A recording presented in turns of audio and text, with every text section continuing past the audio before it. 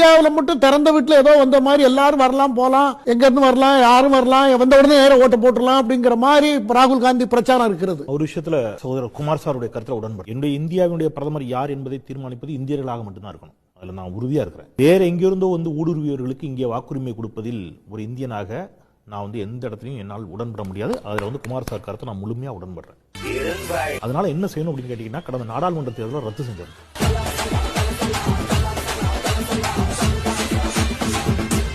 ரத்து செஞ்சுட்டு திருப்பி நடத்தணும். அழிச்சு பிடிச்சு முதல்ல இருந்து கோட்டை ஆரம்பிக்கணும். ஏன்னா இந்த 65 லட்சம் பேரும் கடந்த நாடாளுமன்ற தேர்தலில் ஓட்டு போட்டுக்கானா இல்லையா?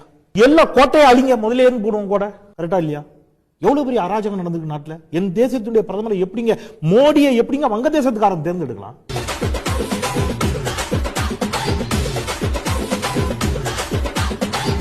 ஆதார் கார்டுல மற்ற ஓட்டர் ஐடியில கோளாறு இருக்கு என்பதை கண்டுபிடித்துதான் அதற்குரிய தகவல்களை வச்சுதான் இந்த விசாரணையை அவங்க எஸ்ஐஆர் அவங்க கையில் எடுத்து ஆதார பேங்க் அக்கௌண்டோட என்ன, ஆதார செல்போன் நம்பரோட என்ன, ஆதார கேஸ் நம்பரோட என்ன, ஆதார பேன் கார்டோட என்ன, ஆதார ஓட்டர் ஐடியோட என்ன, இவ்வளவு சொன்னீங்கல்ல.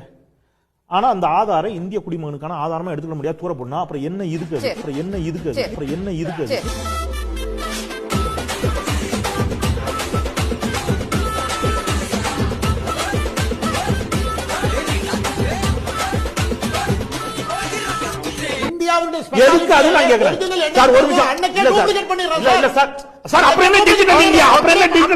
ஆதார்ல வெறும் மத்த ஓட்டர் ஐடி இது மாதிரி கிடையாது. கருவிழி, கைரேகை, எப்படி ஆதார்ல நீங்க டூப்ளிகேட் எடுக்க முடியும்?